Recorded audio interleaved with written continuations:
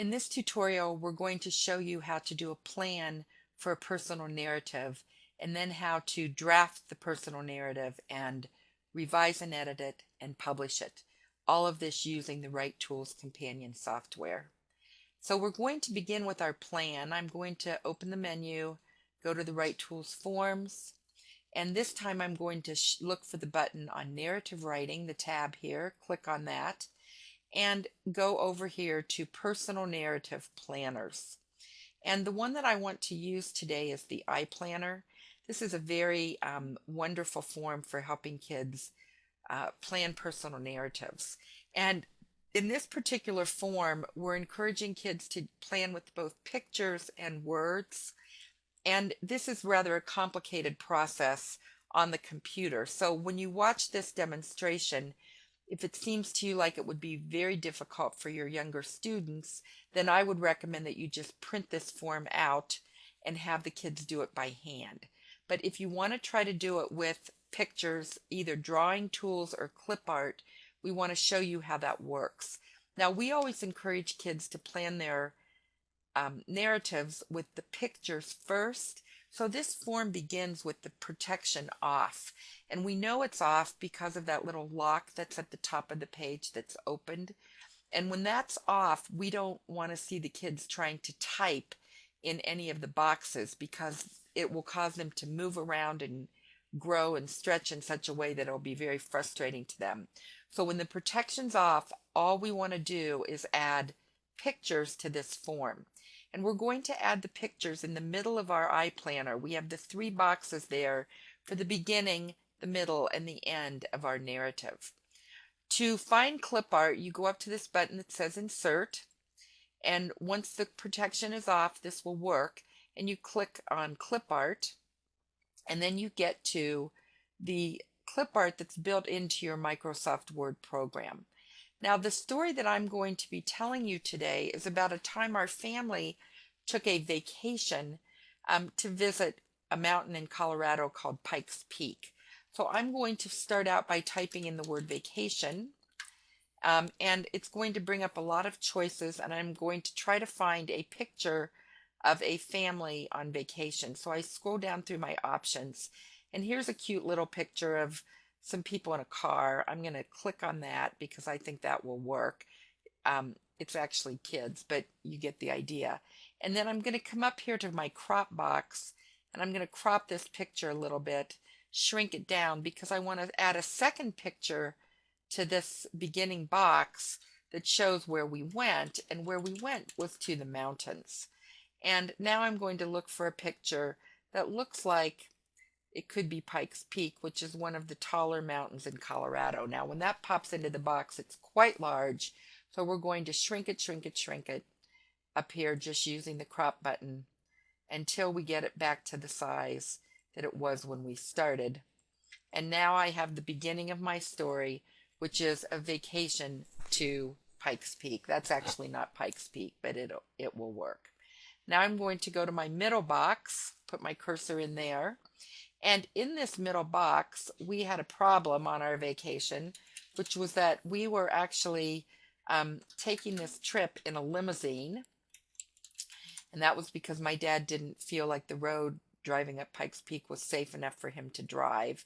And it was cheaper to rent a limo for a few hours than it was to buy train tickets for everybody, which was another way to get up there. So I've typed in the word limousine. I have here a picture of a limousine with a driver, which we had.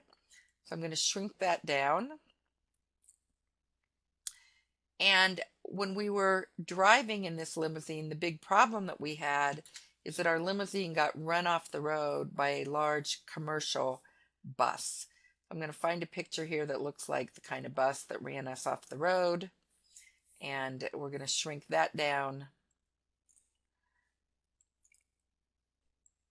And somehow my limo's disappeared. Maybe it's hiding under here. So let's see if we can move this bus over. Nope. I somehow messed that up. So let's shrink the limousine back down, or the bus back down, and then let's relocate our picture of the limousine. Let's put our cursor here beside the bus. That's probably what I did wrong. and pop that in there. So now we'll shrink this down so we have our limousine and our bus. Now, when you read my story, you'll find out some of the things that happened in between. But when the story was all over, our family went out to eat that evening at a restaurant. We'd actually been sick all day in the altitude of Pikes Peak, but the minute we got back down to earth, we decided down to lower altitude, we decided we wanted to go out to dinner. If you've had our narrative writing training, you probably remember reading this story. And here's one that I can use. It shows a waitress. I'm now going to shrink that down a little bit.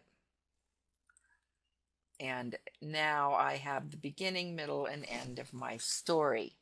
You can see why I suggested that you might prefer to have kids just draw these pictures. Now it's time to actually type and add in my words and phrases. So before I can do that, I want to put the protection back on this form so it won't be shifting all around. So I'm going to go here to the Forms button and click on Type in Form. This will freeze the boxes and enable me to type. I'm going to call my story Stranded because it's about an adventure where we were stranded on top of Pikes Peak. And the introduction, which as you remember from your training, is expository in nature. I'm going to talk about the fact that we took family vacations kind of as a tradition at our house. I'm going to talk about the fact that this happened when I was in the 6th grade and that we went to the top of Pikes Peak. Now we need to get more detailed about the beginning, middle, and end of our story. So this was the summer after 6th grade. Our family had a chance to ride in a limousine, which was something new for all of us. We rode up Pikes Peak where we saw a beautiful view, and then we went into the gift shop and had donuts and hot chocolate.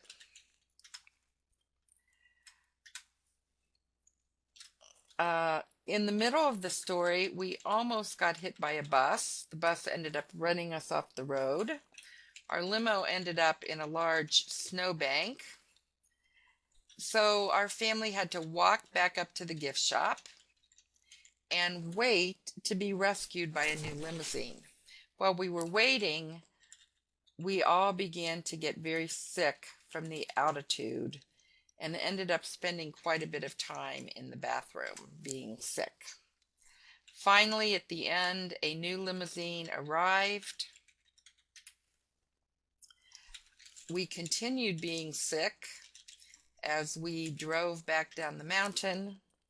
And when we finally got down to the bottom and the altitude wasn't as high, what we really cared about then was what could we have for dinner. The reflection is the place where we think back on our narrative and why it was important. And what I remember is the special memories from this family vacation. I remember that my parents were very patient and loving parents to put up with all of us. And I want to talk about the fact that bad experiences can become funny over time. So this is my iPlanner, and I'm now ready to use this planner to write my story. And the hard work has really been done because most of the hard work had to do with the thinking that went into my plan. I'm going to use my zoom button and shrink this down, and then I'm going to use my cursor and move it over to the side so that I can look at the planner while I draft my story off to the side here of my screen. Now what I want to do is open up the form to draft the story. So I'm again going to go under narrative writing, planners, and I'm going to go to story draft with a D. I'm going to click on that, and that brings up the form that will enable me to type out my story. And I can simply do this by looking at my plan and doing the writing. Now, in order to shorten this demonstration up, I've got the draft of this story already written out so you can see what it would look like in the story form in the boxes, and I've just literally typed each paragraph by paragraph. Now there was actually a box I didn't need, so I'm just leaving that blank so that the ending of my story goes in the last box. Once I have my plan and my draft done, I want to actually look at it on a sheet of paper. So I'm going to go to Draft Publish, and in this case it's a story. So I'm going to click on that, and that moves it onto a sheet of paper. At this point, I can do any revising and editing that I want to do.